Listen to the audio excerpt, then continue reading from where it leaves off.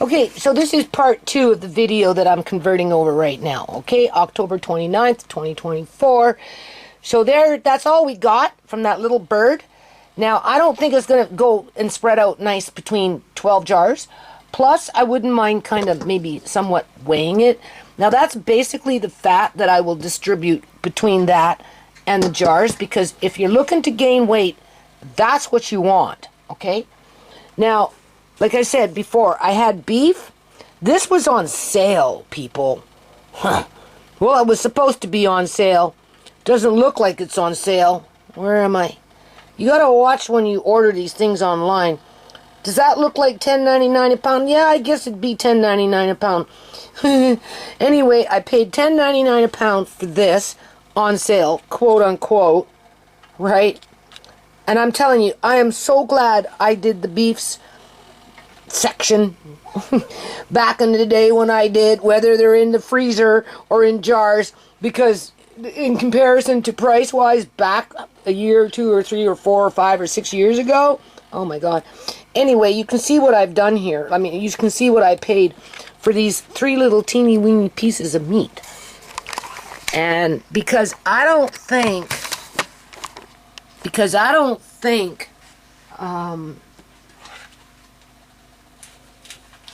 this chicken will fill up 12 jars, I've decided, because I can always order more when I want it fresh, and I just bought it because whatever, right?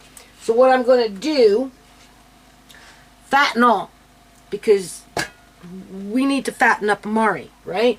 And the only way that fat's coming in is through animal products. And I'm not talking milk, cheese, and necessarily eggs, right? Okay? And because of the way his stomach is, I can only feed him so many beans. Not that I feed him very many beans, because I don't. I plan on incorporating more beans into his diet, but that's something you have to do kind of slowly. You know what I mean? Because you got to give the digestive tract time to even get used to that kind of stuff. And we don't eat a lot of beans. But I'm going to be making the bean burgers and stuff after everything's all said and done. Bean flours, whatever. Okay. And this knife is not what I'm looking for. Because basically, I'm going to slice these into strips. And I'm going to fill up a couple of extra jars with beef. Because I would like, you know, the 12, I'd like a full case. Now, I'm not going to use all of this, but I might use 2 of them, and I'll just keep 1, because I bought chow mein noodles, and I wanted, okay, so whatever. I really wanted one fried, but I wanted it more fattier than that, but I didn't want to pay for it, so I just got whatever was on sale, and it's been there. So anyway, I've decided that I'm going to use this for a few extra jars, so that hopefully I can fill up 12 jars of either the chicken with the fat or with the beef. Now, whether I use it with a little bit of water or whether I use it with the chicken broth, which would be fine because it's a bone broth and that's what we want for Amari, right? You know, my goal is to try and get 12 full jars for at least with the 1 canner. And as you can see what I'm doing, this is the way I'm doing it, basically. And I'm going to kind of try and weigh. I mean, it's a 250 gram size jar. I'm going to try and get at least 200 grams of meat or so into the jar, whether it's the chicken or whether it's the beef, so that as I'm working on Amari's cookbook, right, I can kind of get a calorie count on at least a guesstimation of, well, if it's 200 grams of beef, then clearly that could be for 2 or 3 meals, because beef is the hardest to digest, and you know, we don't want to make it where he gets constipated because of beef, because it takes longer to go through the intestinal tract. But of all meats, it's one of the highest in terms of nutrients. So it's really something that you want in your diet, right? It's just I have to be careful with the Mari. But I'm going to do this. And same thing with the chicken, including the fat, right? 200 calories, or I guess 200 grams. Sorry, 200 grams. We'll do it when I get to that point. I'll show you how I'm going to do it. See how much I can fit into a jar at 200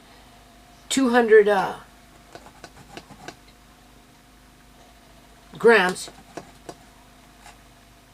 not including the bone broth. Now you have to remember, this chicken stock broth, which you can hear warming up on the stove, I have to work fast.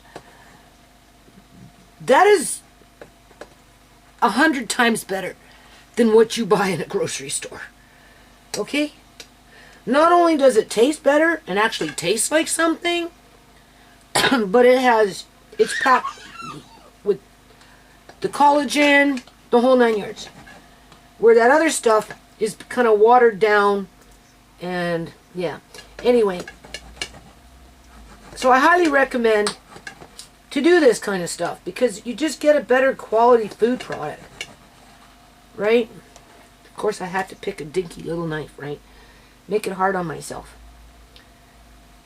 Now, I wouldn't give 200 grams of beef to a Mari in one sitting, right? The chicken, at the size that he is in terms of his size and the size of his stomach, from what I can guesstimate, I can probably get 2 meals out of the chicken, 100 grams per meal with the canned chicken after it's done with the bone broth.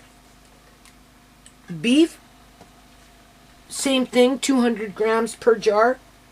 That's what I'm thinking, including the bone broth. In a situation like that, I'd probably try and space out that 200 grams with the beef over a period of 2 or 3 days with specific foods that are easier to digest simply because of the beef. In other words, bran, like a bran cereal, right? I could do bran pureed with milk, right? Or even water for that matter, if I wanted to. And then puree the beef with, what was I thinking? With, well, you could do a gravy, I suppose, but you could puree the beef with the bone broth and a little bit of brown sugar, which would accent. Think of, what is that? A beef jerky with soy sauce and sugar. That's delicious.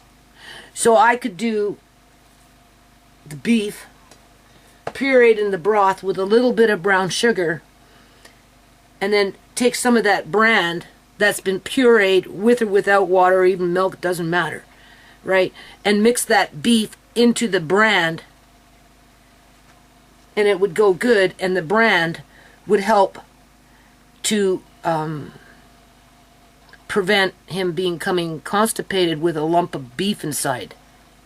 If that makes sense. This is the shit I think about, people.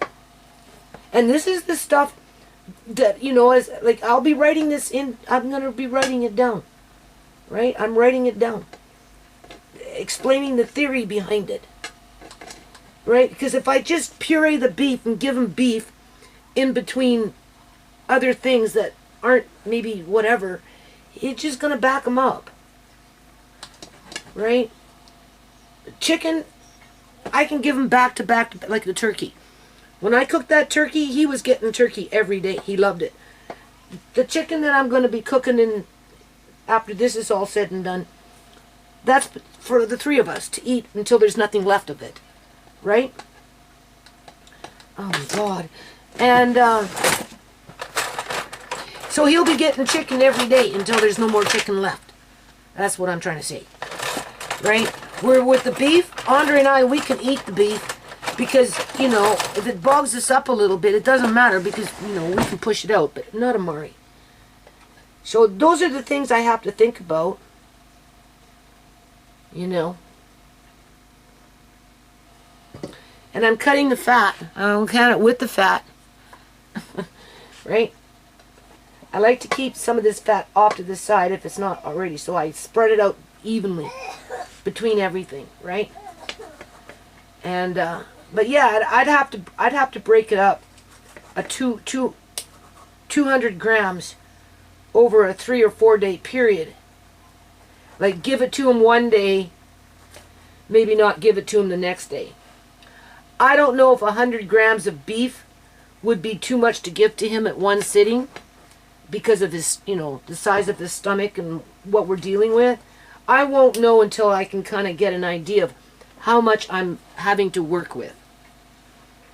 So, you know, that's, I'm just saying, this is the stuff that I'm like really putting a lot of effort in. Now, I phoned up the pediatrician and I'm making an appointment with him because over the last month and a half or so, because you have to remember, Amari is extremely active. Like, you don't even know. Andre went to the bathroom to go brush his teeth. Amari wasn't even in in the living room for 4 minutes, and I hear him. So I go in there, and he's like laying flat on his face on the floor. Now, there was a mat there, and, you know, the blankets are there, so he gets cushioned when he falls, but you have to remember, the bigger they get, the harder they fall. He's not that bouncing baby anymore, right? But that's how fast he is, because when Andre left, you know, I said, Andre, why didn't you pencil him in? No, he was penciled in, Nana. And I'm like, yeah, okay, I believe that, because I've sat on the couch, people acting like I'm not paying attention to him, and when he thinks I'm not looking at him, he goes, you know, he's laying down, he sits up, he flips himself over, he goes like this, and then he goes, and he's already hanging off the fucking couch. And he does it within 30 seconds because he knows exactly what he's doing, and he does it with intent. Well, do that 500 times in a day, not to mention this shit that he's been doing in terms of standing on his knees or whatever, however he does it. He's pinched a nerve or something.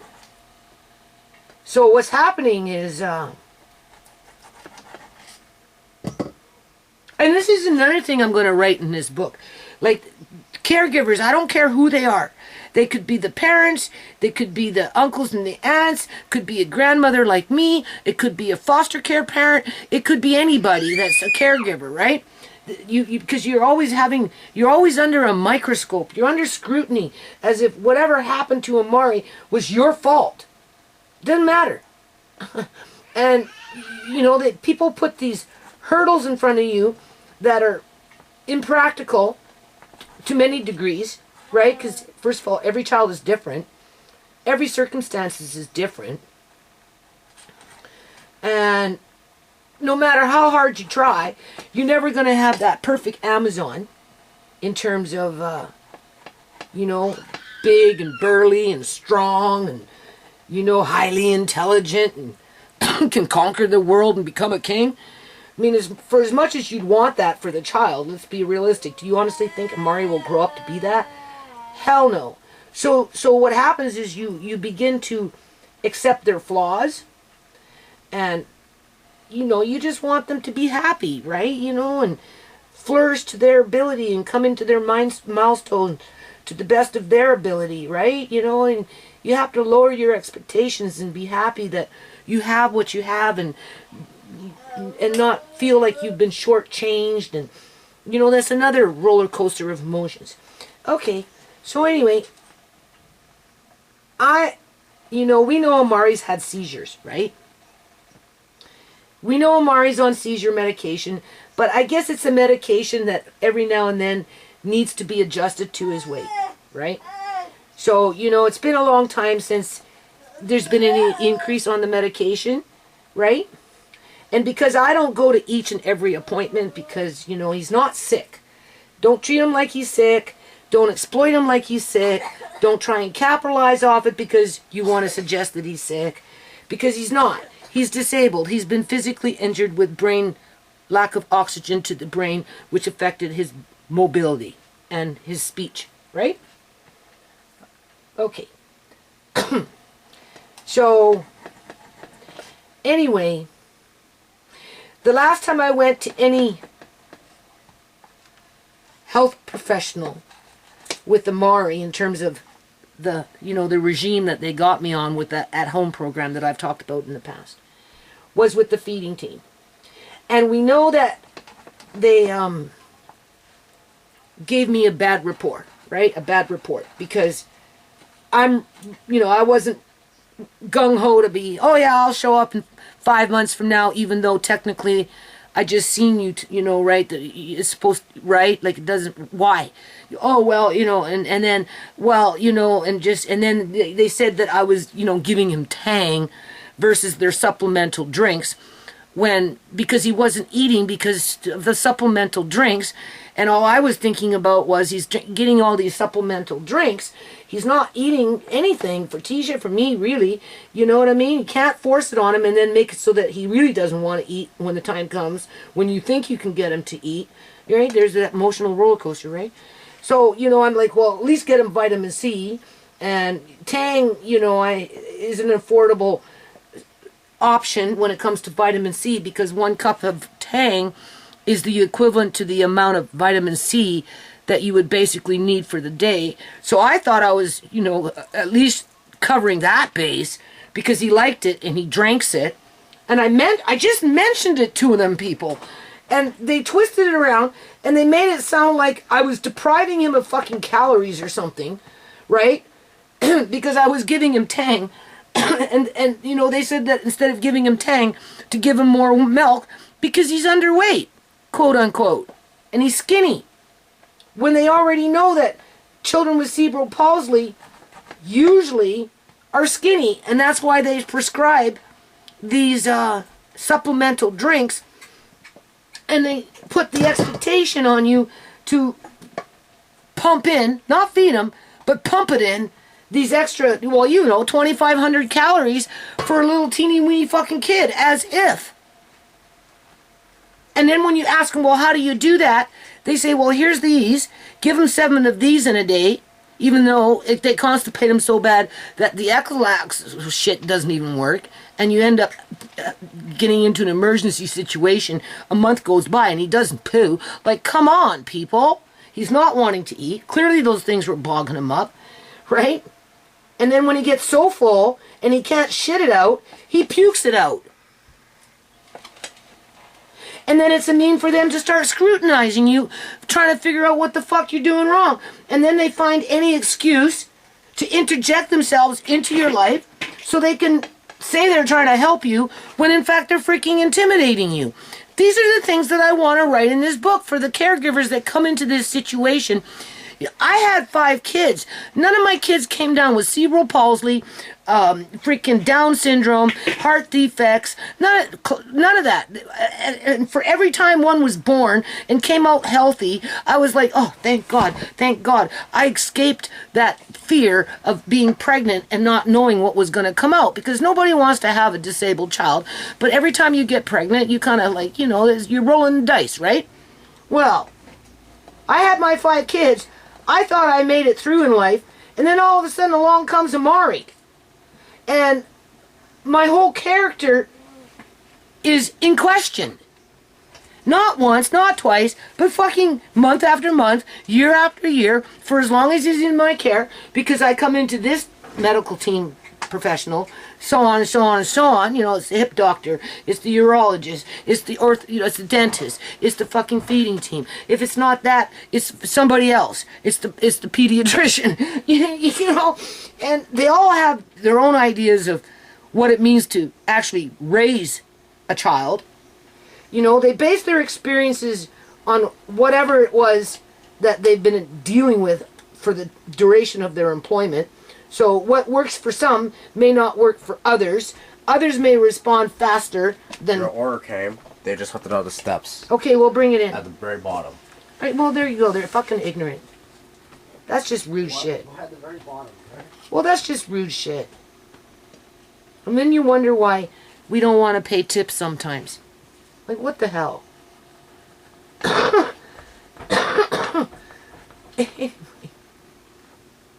Okay.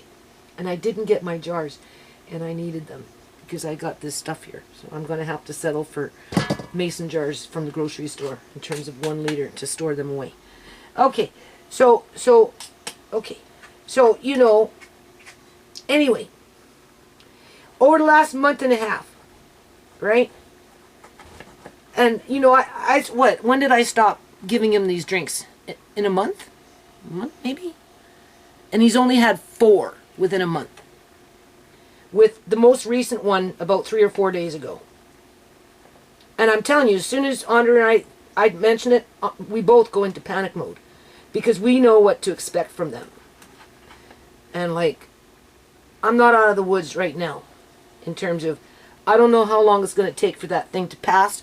I'm not sure if the last one's passed. For all I know, they could be stuck up inside him. Like, seriously, people, that's stupid, right? But that's the reality of it. And,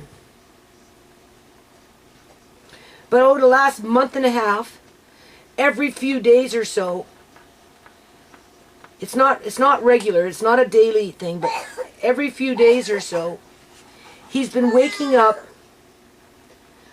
you know, and okay, so when he moves, right, I have to keep cutting this, I get on with this, but this is important. When he moves during the day, he moves with intent.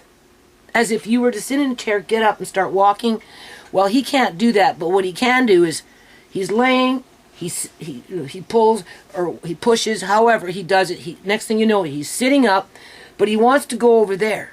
So he has to turn himself around, flop himself down, go like this, so he can go like that. And he can do that within 30 seconds, because I've watched him do it. And he does it basically all day long.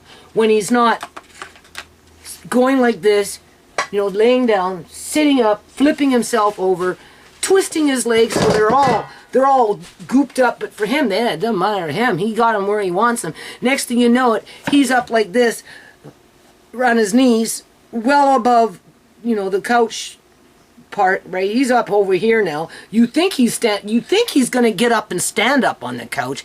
That's how frightening it is. And he's just looking around, and then he goes like this because he's having a great time. And, oh my God. Right? Oh my God. So, oh my Lord. Yeah, you think so. So, okay. So, but he's pinching nerves. I'm sure of it. Because, like I said, over the last month and a half, or so, every few days, he's waking up between 5 and or 4 or whenever. So of course I sleep with him, so I feel him, right? I have to, right? And as soon as I feel him, right, I'm like, okay, because you know you're always on guard for a seizure, right? And especially with him now, with his medicine maybe not being at the right doses, because of, you know, he's gained a little bit of weight, I would think. He's gotten bigger. That's the thing. He gets longer, but Shimei was lightweight too, right? Besides that point. All right. And I'm like, and I'm trying to figure out what's going on. Is it a seizure? No, it's not a seizure, because when he, what I do is I pick him up, I put him on my lap, and because this tightens up, right, the right arm, very skinny, he's got muscle, more body, looks like normal, where this one, it's just kind of like that, right? He can go like that, and he can grab, but he can't squeeze because he just, right? And I try and do I'm always going like this with him to pop, and it pops, snap, crackles, whatever, same thing with the right foot, right? Okay. So the first thing I do is try and loosen him up, because he's tightening up when he's sleeping. And because he moves around all freaking day long, like a little contortionist, right? Pinching nerves, I'm sure. And then when he goes to sleep, you know, I don't know.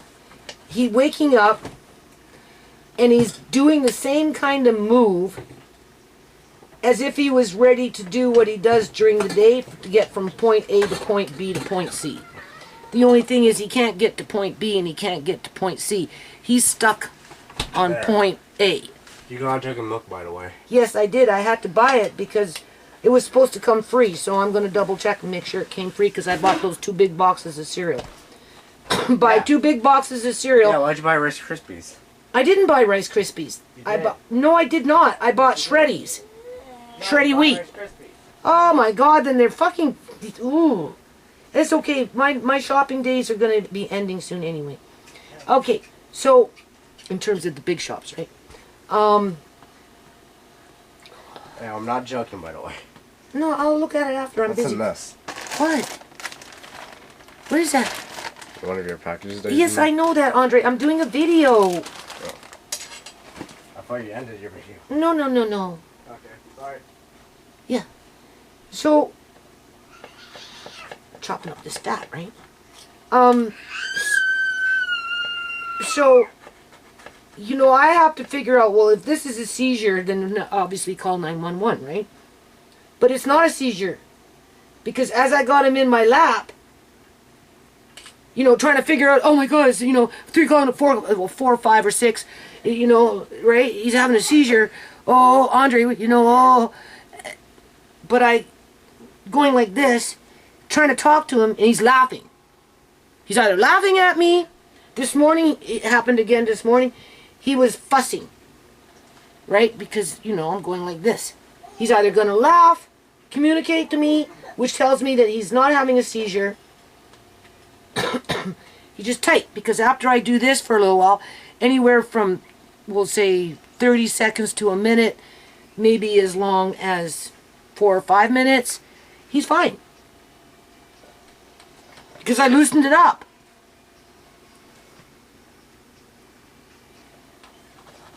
Not so much his leg, because, you know, there's other issues that go with the right side of the body of the, from the waist down compared to the, you know, you got the, it's the limbs, right? You got the arm and you got the leg, right? But it's mostly the arm because, you know, he laying all the time on the couch. And he laying, he does, and, you know, and I'm looking at him and I'm like, okay, this is as if you were trying to, you know, sit up and flip yourself over and hunch your backs and end up over at the other end of the couch in less than 30 seconds. The only thing is he gets stuck with it because his arm locks, I guess you could say. Maybe that's it. His arm locks.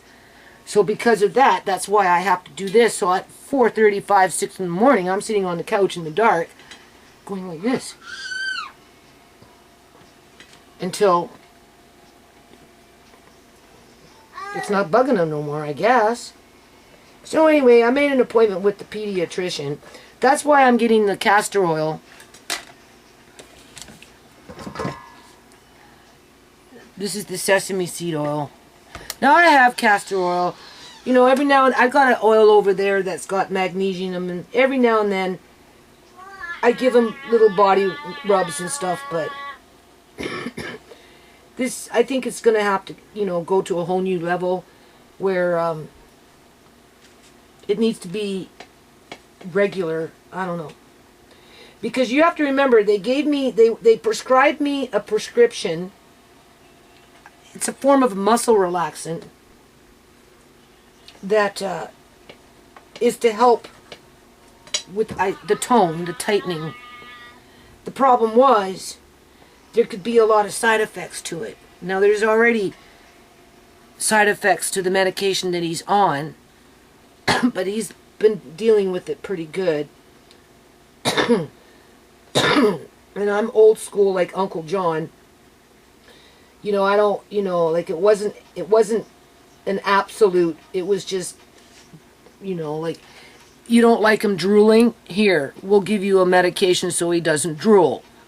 I refuse that. Every now and then he drools, but he's happy, active, and alert. And it ain't, you know, the drool isn't any worse than leaking out of the diaper or getting crap when he's drinking, you know what I mean? So what difference does it make? At least he's healthy. Because, you know, you start with one medication, then it's another medication, and then it's before you know it, you're on like 7 different medications. And then there's side effects around that. So when they offered me the drooling medication, I said no. So he's never had drooling medication. And some days he drools a little more than others. Most of the time he doesn't. So it's not a big issue.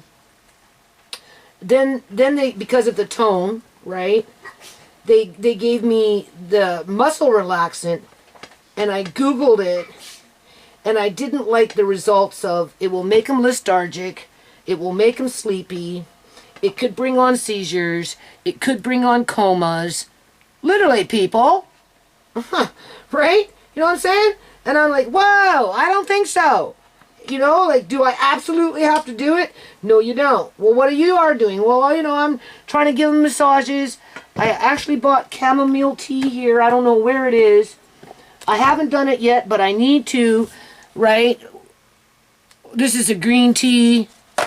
I have to blend it into his juices so he doesn't notice it. Here it is.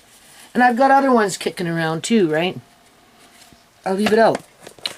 Seep it. Let it seep for quite a long so it gets kind of strong. I've got one over there in a big bag with a whole bunch of leaves in it, right? And then as I'm giving him juice, even if it's just a, you know, a 1/4 cup per bottle with his prune juice where he doesn't really notice it. Unless, of course, I sweeten it up with honey and just give him tea with honey. But he doesn't like to drink things warm. I give him warm food. I go out of my way to give him warm food because it's good for the digestion. It makes you feel good. So he loves it when I give him warm food. He just, you don't even know. But I've tried to give him warm liquids. Doesn't matter what it is. He won't drink it. He just won't.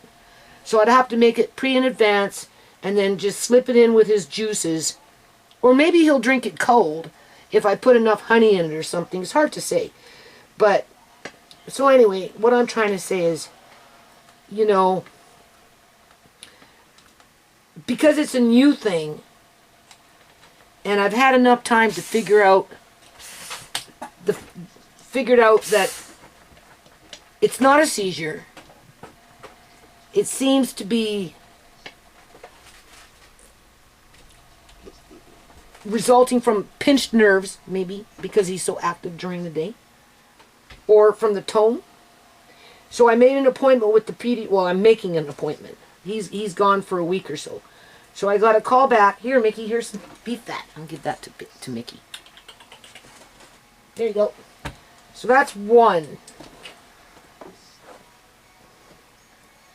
I'm going to cut up another one because even if I don't use it for the jars, because I have enough between the 12 jars, Andre and I and Amari will eat it for suppers.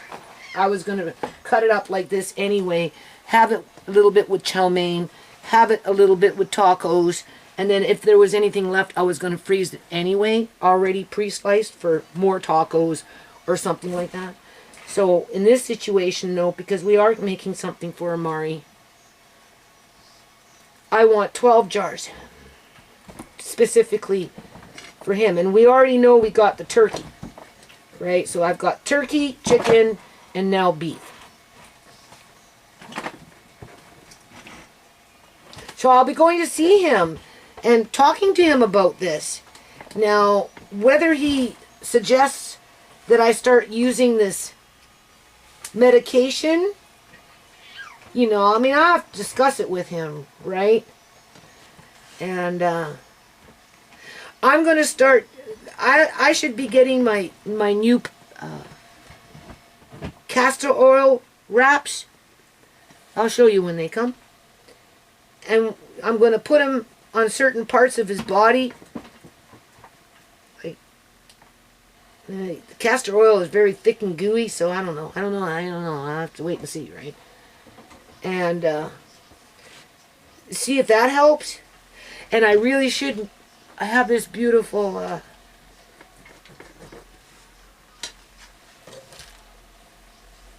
don't know if I can get it. Oh, I'll show you later. It's over there. This is going to kick out because the battery doesn't last very long. So if it kicks out, that's why. I'll make an effort to, between now and tomorrow, to start seeping some of this chamomile, right? And use that, try and incorporate it into this Amari's cookbook as a home remedy to offset, you know, what's going on, right? Versus having to rely on quote unquote medication. But at the same time, you know, you don't want to assume that castor oil is going to solve the problem with chamomile tea.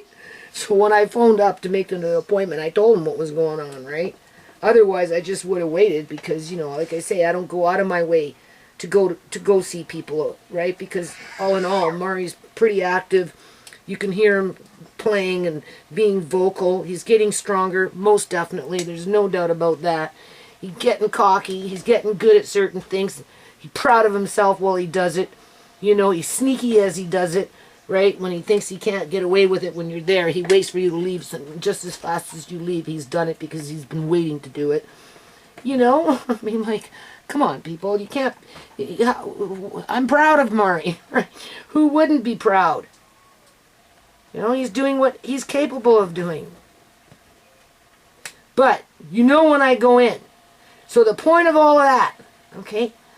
You know when I go in, I've got that looming letter where the witches, the feeding team, who all act like they're certified social workers being on the hunt for their first apprehension, or second, or third, or fourth, or fifth, or 50th, who fucking knows?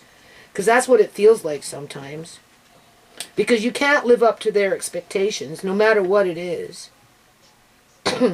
Right? And if you don't do what they want you to do, somehow you become inferior. So I'm going to let them know.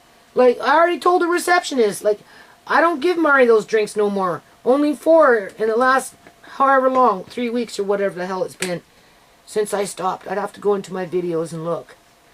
Because it's fucking dangerous in my opinion.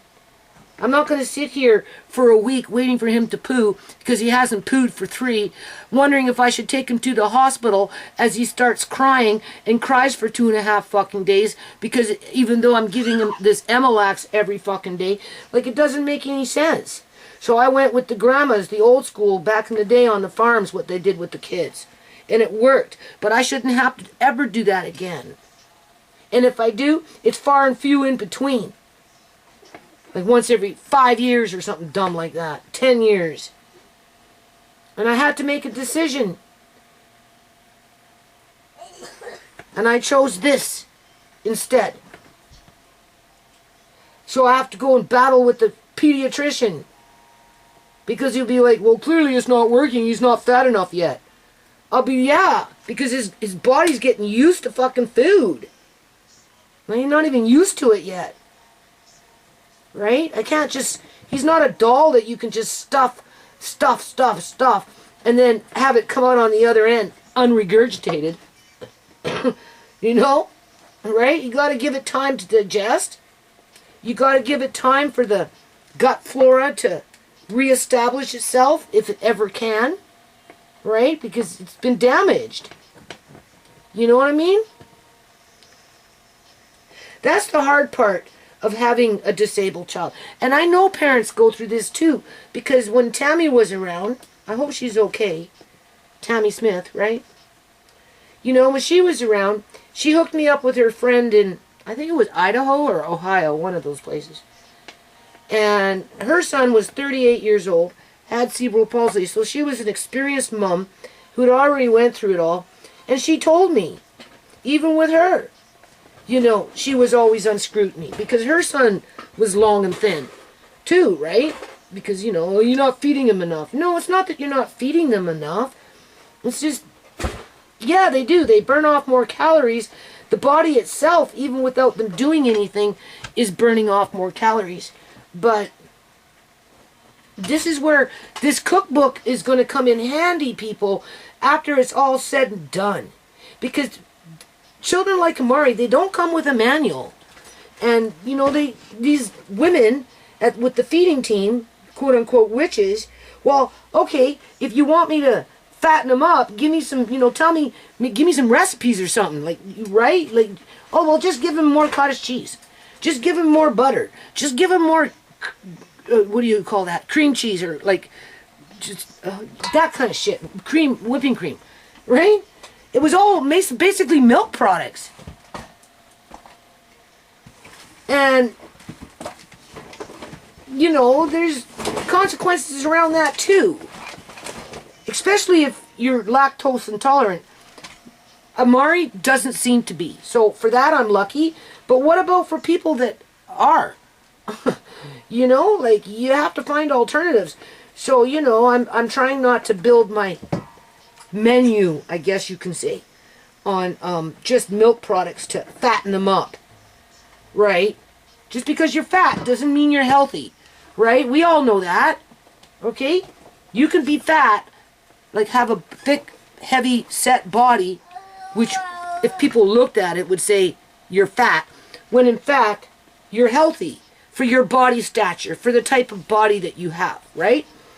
Where another person at the same size of you, who would be considered quote-unquote fat, right? Maybe not so healthy because their diet is completely different compared to what you eat, right? So, you know, just because I pump up Amari with milk products every single day, spike up his blood sugar level, because milk, any kind of milk products produce sugar in the blood, which, you know, can tip you over to becoming diabetic, along with other foods that you might eat, like potatoes and that kind of crap, because it all creates sugar, right? Not that I'm a guru on it, because I don't, but I try and factor these things in, you know.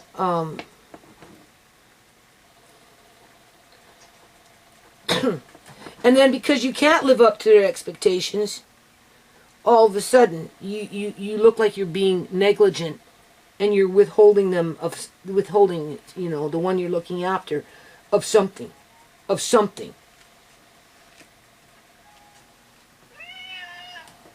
I don't like it, people. I never have. That's like walking through the halls when Shimei was murdered. Everybody was in denial, covering up murder, so that illegal organ harvesting could occur and they could capitalize it without being held to account. As I'm walking through those halls with Amari, with them all whispering, if they're not up in your face directly, saying, no, it was the mother's fault that Amari is the way he is, even though we know, you know, through her medical files, what the fuck was going on. And then for them to write in her medical files that she had no prenatal care to justify what happened to Amari, when that's a fact, a lie, because it's right there in her medical files that she had fucking prenatal care. But not everybody's going to sift through 700 pages to find out the truth. They're going to pick and choose what they want to say. You know, it's like, so yeah. So I don't know. I'll let you know what the appointment will be like with the pediatrician, because I'm going to hold my ground. I am. He'll be like, oh. I'll be, yeah, you don't think I don't know that? Here, I'll show you the beginnings of my cookbook for Amari. Like, you know, I don't have a lot in there right now because I'm too busy doing this crap. I'm still trying to figure it out, right? You know what I'm saying? I don't get to write everything down. I just make it for him. I make sure it's warm. If it's a dinner or like that kind of stuff, I make sure it's warm. I don't give him cold eggs with cheese and butter on it. I make sure it's nice and warm. You know? If I give him mashed potatoes and gravy and shit, my plate goes cold. Well, his is warm. Yeah. To help him with the digestion in his stomach, and, you know, it's like comfort food to make him feel good. Right? So that, you know, it all comes together. And I'm trying to fatten him up, but it's hard, people. Like, you don't even know. It's fucking hard. And I'm trying to find ways to, one, make it easier on myself. Like this here, it will be easy. Because on days when I don't eat meat, because I don't eat regularly. I mean, Andre comes up with food, and, oftentimes I'll grind up a little bit for Amari and stuff, where I'll just go without. And, but this, what I'm doing with these little salmon, like, they'll be easy. Because, honestly, I'm coming to the conclusion that Amari needs meat of some kind every day. Milk products don't cut it. And it's not a thing that you want to rely on anyway, because it affects the blood in a negative way when you're introducing other foods that create sugar in it. Right?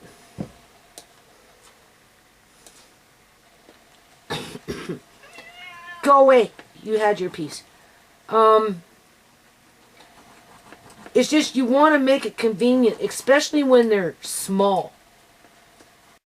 Or even, sure, cut my nail, cut my thumb. Or even when they're larger. Because the bigger they get, the bigger the portions become. Right? And,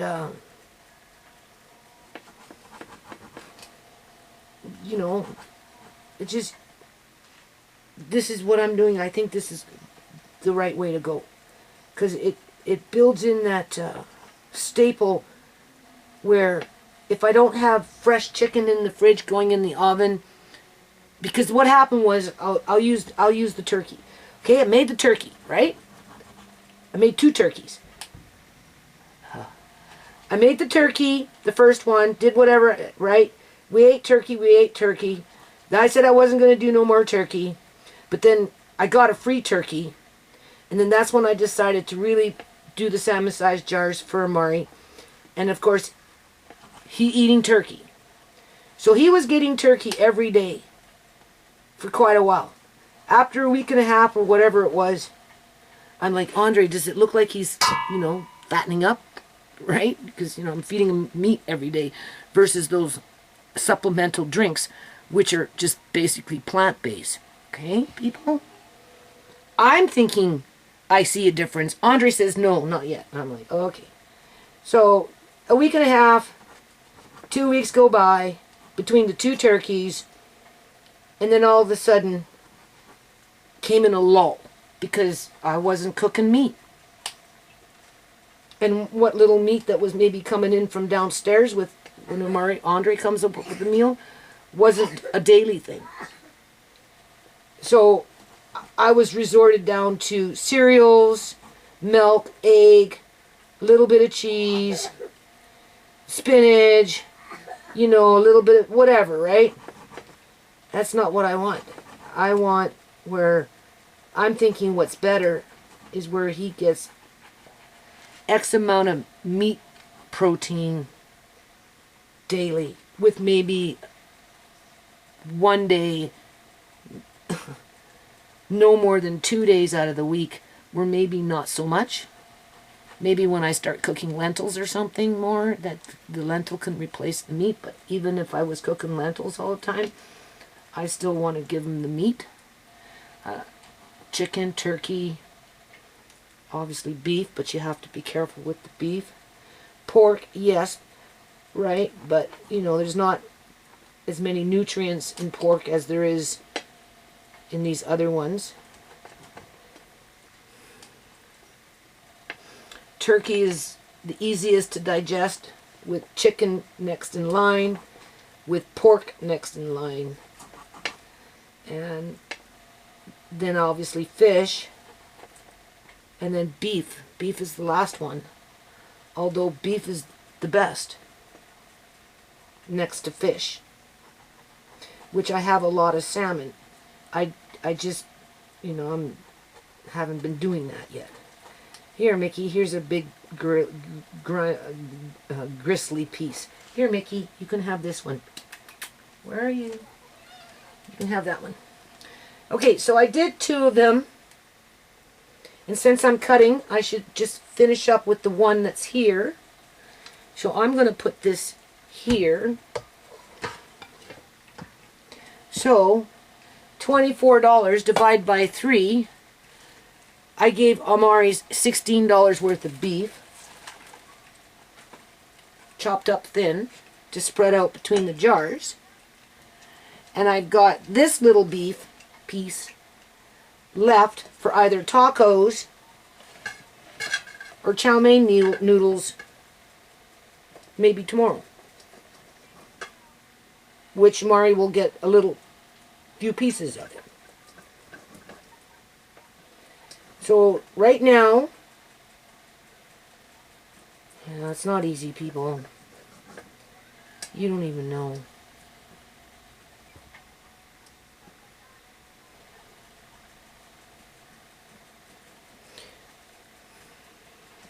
That's why the social worker that is a different kind of social worker, right?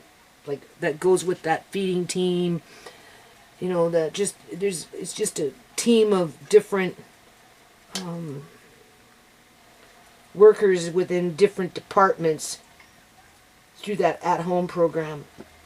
She told me that it's hard to find foster care parents, good ones at that, for children like Amari, because young people don't want to do it.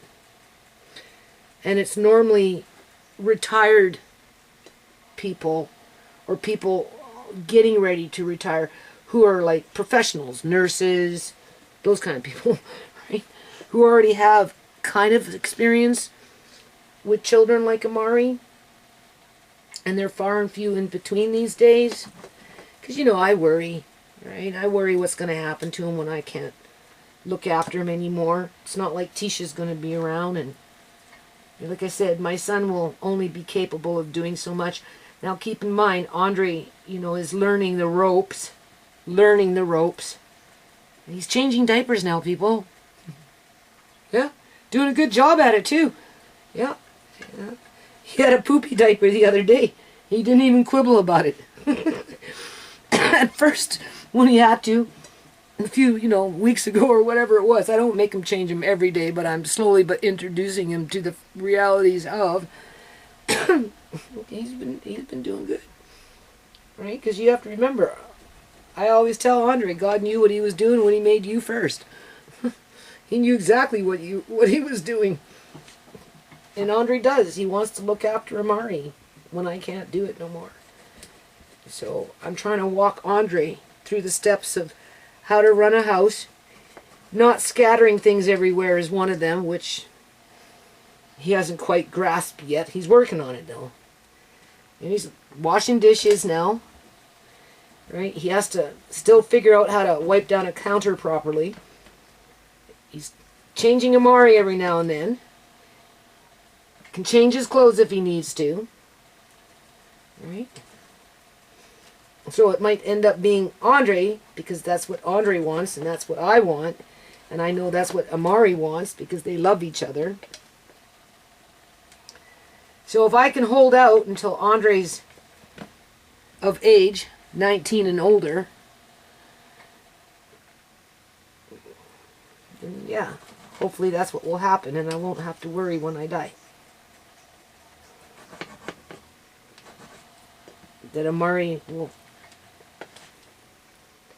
You know, it's easy to say, oh, I'll take Amari, until you get him.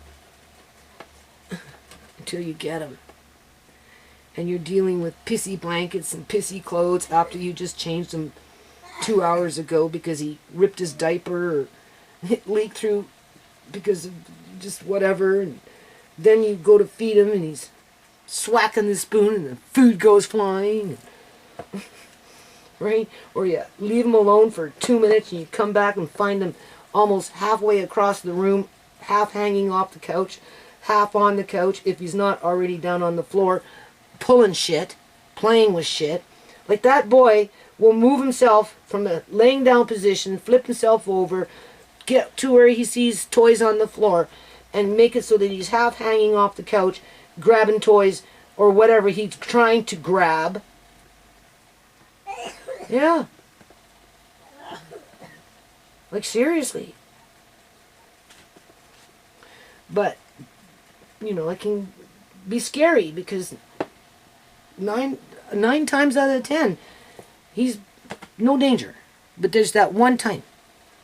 Like today, he fell off the couch. Andre went to go brush his teeth. I was in here. And not even 30 seconds, he was on the floor. Only he didn't fall the right way. Because his body makes him fall. He can't control certain parts of his body. But clearly he wanted to grab something off the floor. Sometimes he's hanging and he'll let you know, right? He'll, and you go. And he's trying to, you know, he knows. If he moves, he'll fall. So he, so that you come and you put him back, right? You know, kids in his situation, some of them can't even move. And this is where I'm grateful that he can. And this is where I'm happy for him that he can. Right? Yeah.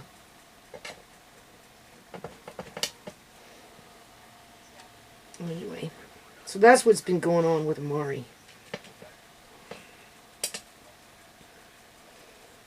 So I would suspect,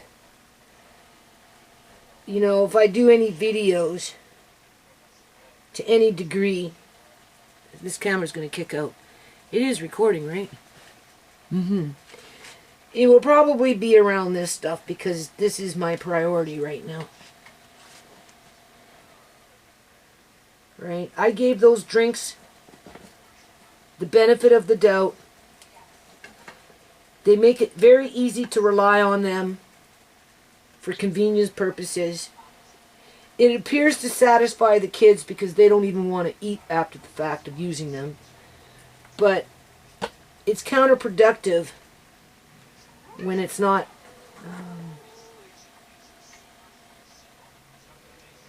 doing what this stuff can do. But I won't know what this stuff can do until I get that calorie count up without relying on milk products to do it. Or sweet things like honey. There's only so much coconut butter you can give them. I don't think hemp seeds per se, even though they're high in calories, puts on weight. Just because something is high in calories doesn't mean that it puts on weight. Nope. So that's why I want to bring in the meat almost on a daily basis. Whether it's 100 grams or 200 grams. I'm not sure yet. I haven't quite figured that part out yet. I don't know how to switch up the meat. Outside of turkey's the easiest to digest, right next to chicken. And you have to remember, you know, Mari likes certain things. Oh, you know what I did yesterday? I finished up because I buy a bunch of spinach. I cook it with garlic and olive oil. Just saute it a bit, and then I put it in the fridge, right? And I grind it up with this food, and then I warm it up and give it to him warm when I, you know, right? But the problem with spinach, though, is, yeah, it's high, extremely high in many, many nutrients. But it has a certain enzyme or something in it where it can prevent other nutrients from being absorbed. I mean, the more you read, the more you learn, right? So I'm like, okay, that kind of defeats what I'm trying to do here. But besides that point, anyway, we were on their last little bit of that spinach that I had in a container. Right? I had 2 of them full. He ate most of it. Right? I ate maybe a third of it. He ate the rest in between his meals since I made it, right? Anyway, yesterday I put vinegar in it. The last little bit, I put vinegar in it. And you could actually taste the vinegar. And I put it, like, he likes spinach, right? But I put with the vinegar in his mouth. He ended up eating it, but he definitely knew it was something different. Because he likes eating now. You know, I put it in his mouth thing, like, don't gag on me, Amari. He didn't really like it at first because when I gave it to him, he knew, right? And then I gave him some of his potato and egg and whatever, cheese, and right? And then I gave him a little more spinach. He talks to me. And I'm like, no, Amari, you gotta eat that. It's just vinegar.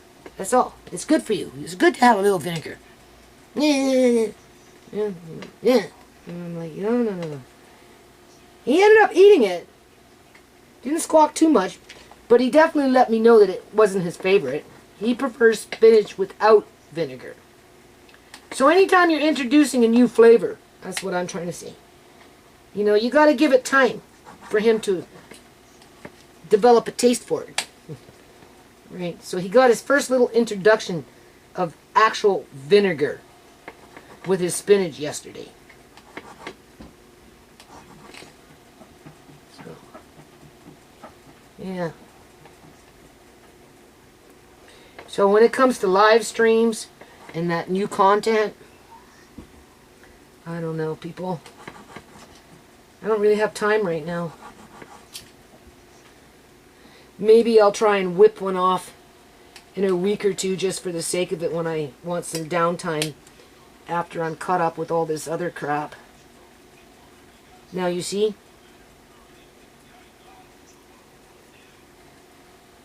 This here is what I wanted to buy and fry it up and eat it myself with my, right? But I didn't want to pay $50 for it. So, what little I got here, I'm going to cut this up. This little teeny weeny piece. And I'm going to put it in there for Amari's.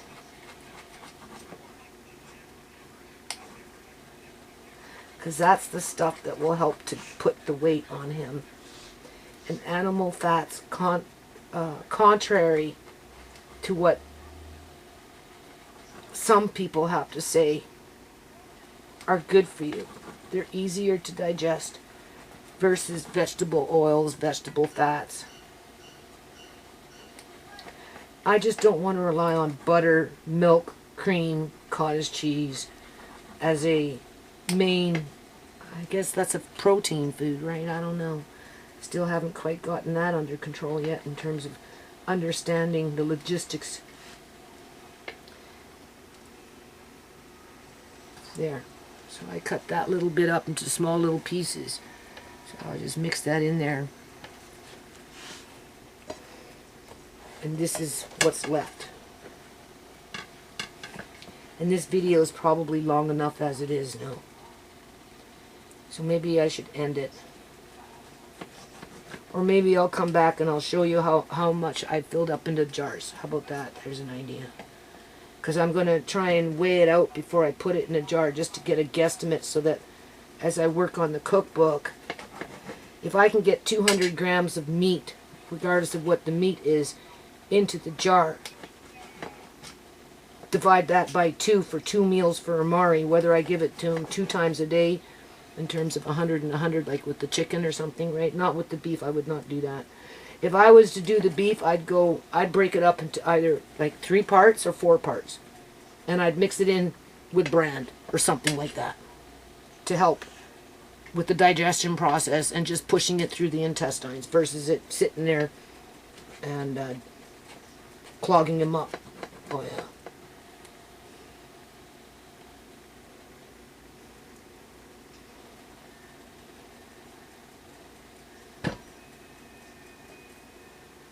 It's like a science, you know?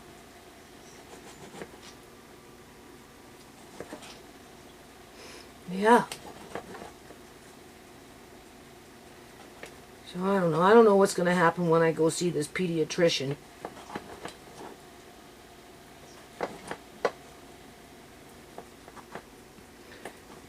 Yeah.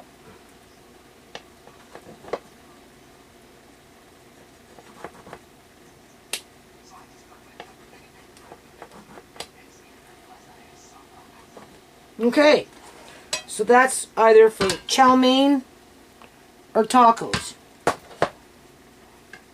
Not today, because I got that. Well, I could put the chicken in the oven tomorrow. Maybe I'll do that. I'll put the chicken in the oven tomorrow, and Andre and I and Amari will eat this tonight. That'll work. Yeah. And now we've got... See, I got my little... Here, let's try it right now. Why don't we try it right now? I got this. Let's just get an idea. And then maybe I'll just end the video.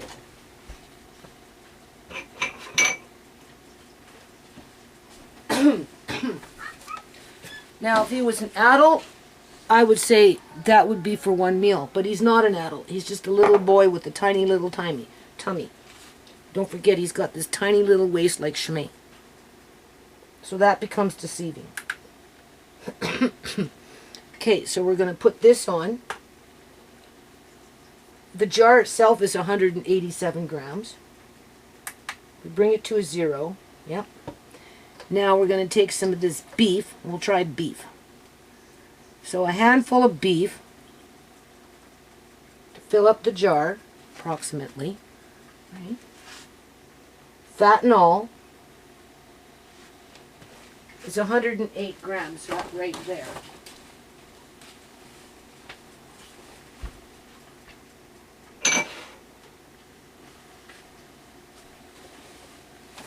But it has to have some liquid, and because this isn't cooked, because this is not cooked,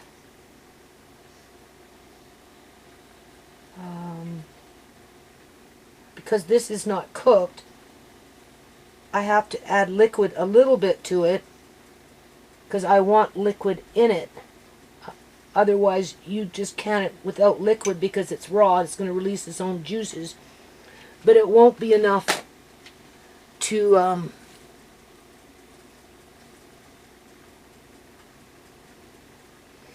it won't be enough to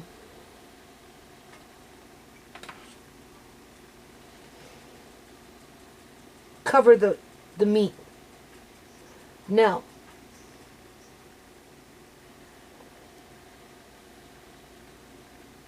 so I could weigh these out. Okay. So this is coming in at 159 grams. So we'll just round it off at 160 grams.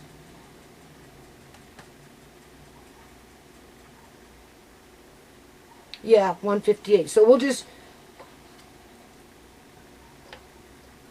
take another little piece. There, 160. So if we do one... Okay, clearly the battery ran out, but I'm doing this and it plugged in. It might blink out any second. Anyway, you can see what I've done here. It says 489 grams. Now, I took a jar which comes in at about 187 grams for the jar, right? I put it on top because I've got these weighing in at 300 grams for the most part, minus a couple of them got a couple of extra grams because I had a couple of extra bit of chicken. All right, so I ended up putting between 20 and 21 grams of fat. Andre needs to practice, don't you think? He hates doing it, but boy, oh boy. Anyway, I told him the beef was coming in at 160 grams, which was perfect because I got 4 jars, right? Oh wait, here's a jar. Oh no, that's the one I got over there. So we got 4 jars of beef at 160 grams per jar. And then we've got 8 jars of chicken, with each jar with approximately 20 to 21 grams of the fat, as well as the jar is coming in like this with the fat and the chicken at 300, right? Because of that, how you balance it out. But if you, right, if that's the weight of what's inside the jar, because if I put that on top, it brings it to 489, right? So the jar itself is about 189, 187 grams, okay? All right, so we're off 1 or 2 grams. So we've got 280 grams of chicken with 20 to 21 grams of fat.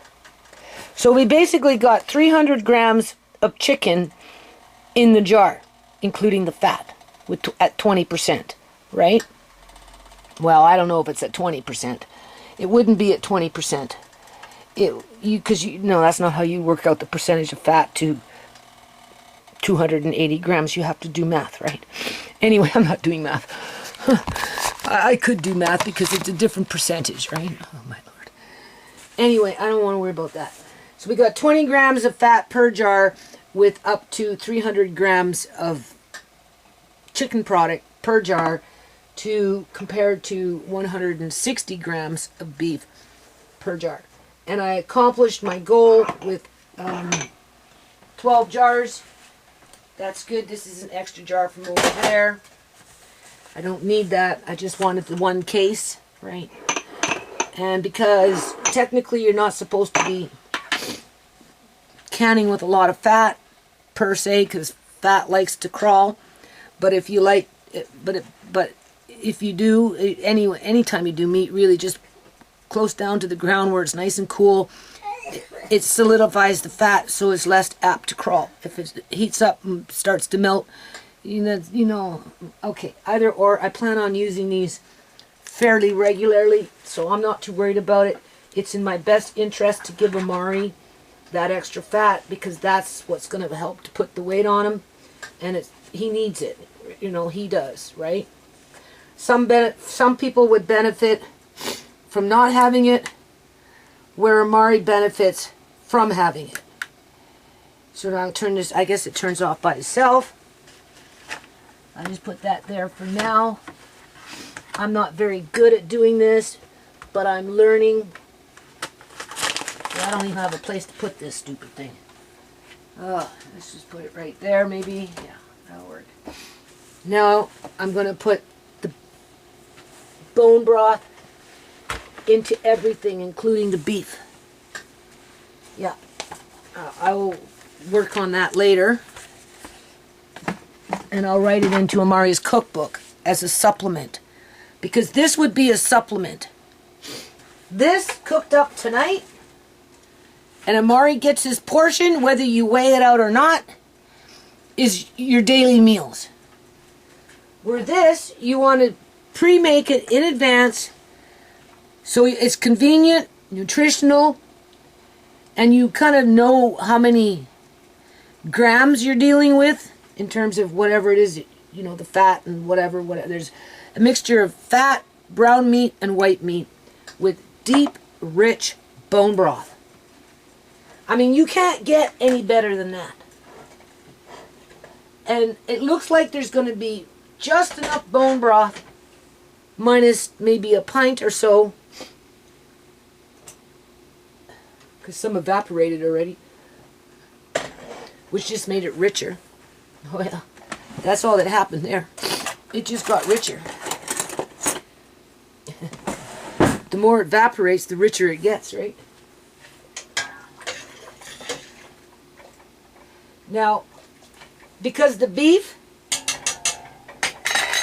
I guess I'll do this until it blinks out, because I have to go plug it back in.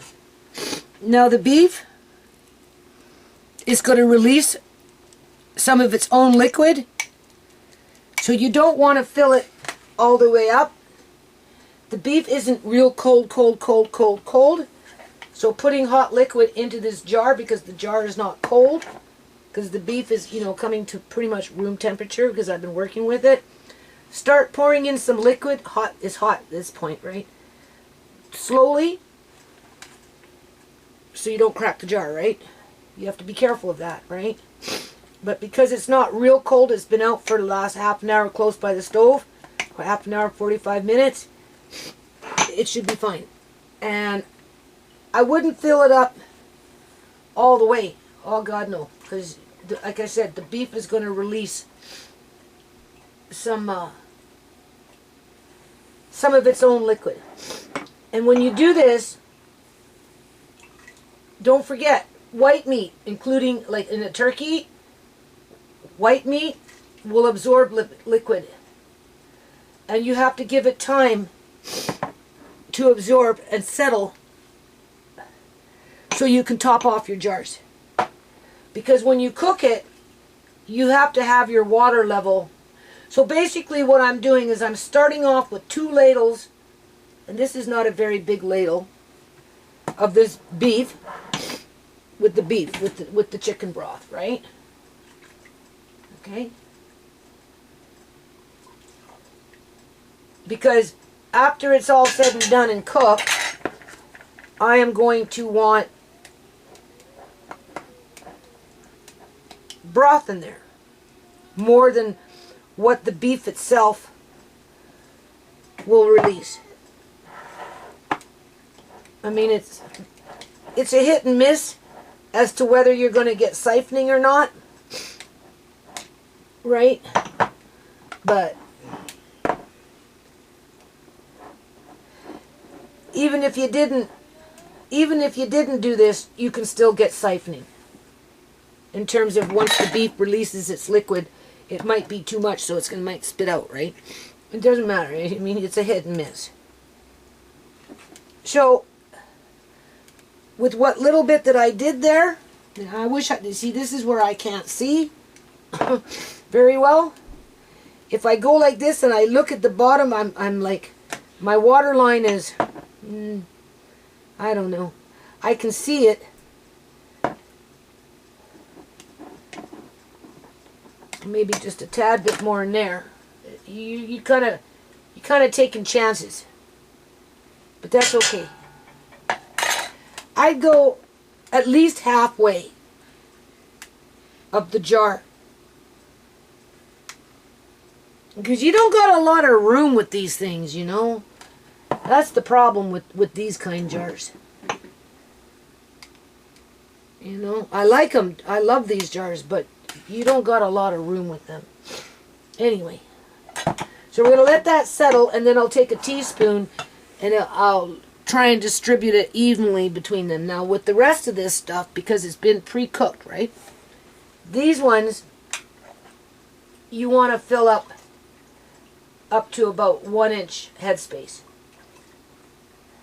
But don't be too quick, like I said, to put your lids on too fast. Fill it up and let it sit for a while so that the liquid can be absorbed by the whitening. And then your water line is going to drop, and that's when you top it off.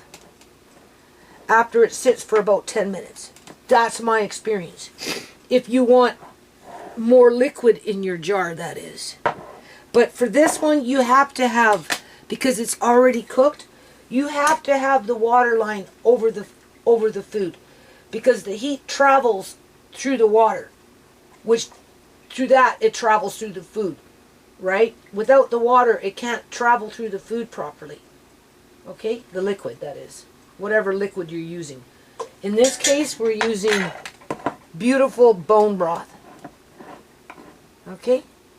So at 300 calories, right? That's what I think I wrote down. Or, sorry, 300 grams. I can make at least 2 meals for Amari from one jar. Now, because it's home canned foods, if you don't know, before you can consume it, doesn't matter who it is best to put it in a small pot. In a situation like this, what I like, oh, I love this. This is Amari's. Oh, yeah. And it has a nice little glass lid on it. That would be perfect. With the glass lid, with just a tad bit of extra water in case a little bit escapes, because you want to keep the liquid.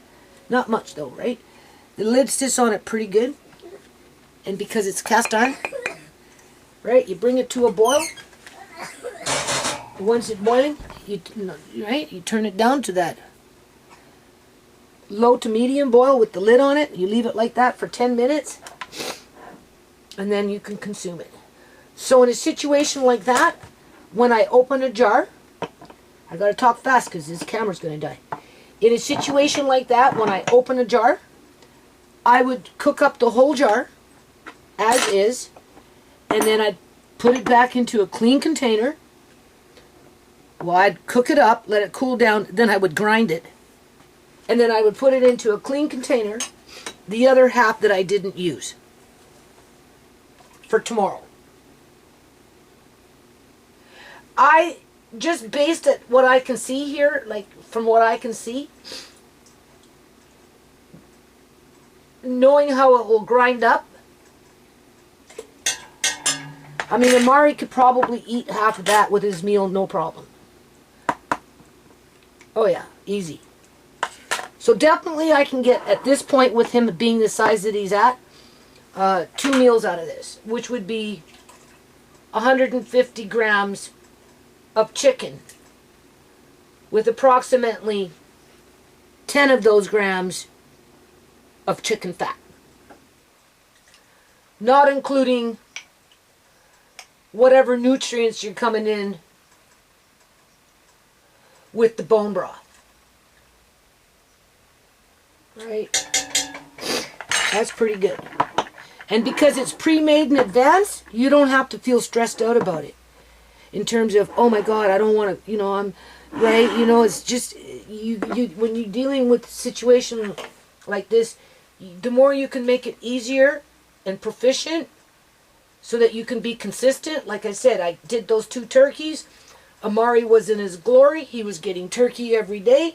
I wasn't feeling stressed out about it, thinking that he couldn't digest it properly. And, whatever, right? And I felt confident that, it worked out really good. And then all of a sudden there was a lull because I wasn't cooking meat. That's why. Right? The few times he got it from maybe when Marcaine gave something to Andre. Other than that, so this is where you want something like this to fill in the gap. Especially for a child like Amari that, needs those extra calories to put on weight. Like I said, I don't think everything puts on weight. I don't think hemp seeds put on weight. I don't. But yet they're high in calories. So don't let that deceive you. Only certain kind of foods can actually put on weight. Yeah. And they're either good foods or bad foods. Right? Good fats or bad fats. Like potato chips. You get a lot of calories from potato chips, not because so much from the potato as it is from the oil. Oh my God, that scared me. I believe the phone's ringing. Oh my God, that scared me. My nerves are, I'm a bag of nerves. Oh yeah, I jumped. Hello? Okay. Hello?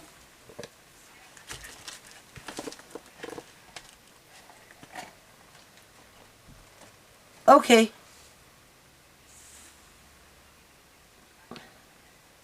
And jars. Yeah, I gotta put some stuff in jars. I'm making that juice too. What? What? What package? No, it'll still be there. It should be fine. It'll still be there. Okay, bye. All right. Who was it? Tisha, she's coming. You didn't recognize her voice? No. No, she still has a cold. See? Do you see how much that dropped? Dang, that's crazy. That's because the white meat is sucking up the moisture. That's why. And from what I can see here, Andre, please, I'm doing a video. Okay, talk to me after. Let me just, please, because the battery's going to die. I was just telling you, I finished cleaning up the living room. Okay. What do you call it? I have lots of broth, people. Yay. Oh, yeah. I have like maybe 2 or like 3. I have at least 3 pint-sized jars of broth that can be canned up after this is all said and done. And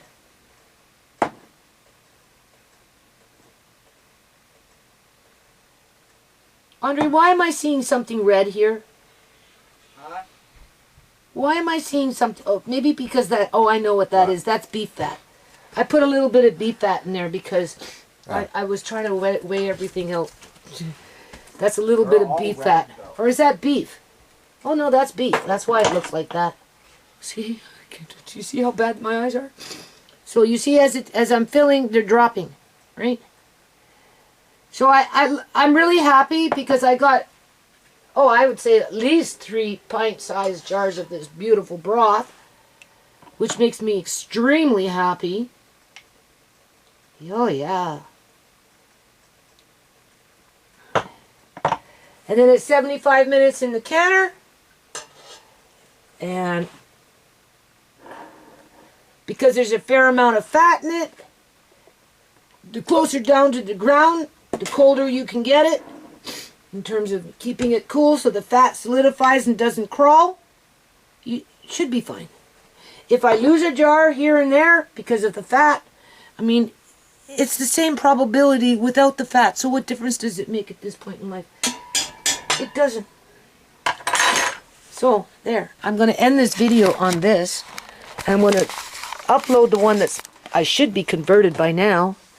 And then I'm going to upload it. I'm going to do this one and upload it and convert it. And upload that one. So that'll be part 1. This is part 2. Right? We talked logistics around it. And then after it's in the canner, and maybe I got nothing to do because I'm doing my little dance. My 75-minute dance. That's when we'll talk about this and more calories without having a nervous breakdown, ladies. No nervous breakdowns allowed. Not on this channel. I'm just saying. Right? And that will be part 3. And then that will be, and then I guess part 4 will be the plums when I get into the plums. But the plums aren't all ready yet. I have to just wash them and get them in the fridge. So, okay. So I'll just finish it on this. So this beef is not going to release too much liquid. Okay? So the water line right now, because I added, right, is basically right there at the rim, which is about 1.25 inches, maybe. It's a little more than 1 inch. I suppose technically I should take out a little from that one. Where this one's lower. Oh yes. This one is like we're down 1.5 inches. So in a situation like that, you know, you'd be better off to take out a little bit from that one that's just a tad bit too high. Because that beef is going to release its own liquid, which it already is. Because I can see the blood in it. Because it went in warm, right?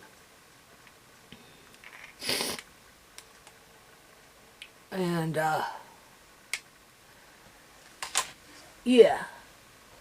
So I got it at about 1.25 inches. I think that would be more than enough. Because you're not going to get a lot of blood coming out of this. Not blood, but just the liquid, right? You know, in general.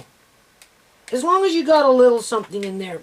And hopefully, by the time it's all said and done, you'll have extra liquid. Right? Like this one's a little too low, I'd say. I'd go as far as, well, maybe not. Oh, jeez. Like I said, it's kind of like Russian roulette. You never really know, right? All I know is if you try and fill it up too much with liquid, you're going to have way too much because the meat itself is going to release a little bit, but not a lot. Not necessarily a lot. And sometimes all it takes is just a teaspoon. Yeah. That's all it takes. And of course, when you can't see,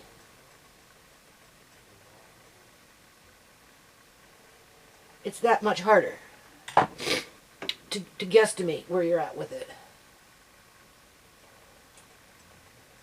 Yeah. Okay. And then my eyes go bonkers. Like right now. They just went bonkers on me. It's like I go cross-eyed and everything goes fuzzy. Because I'm trying way too hard to focus. Okay, so that's the best. What we're going to do. So I'm going to end this video.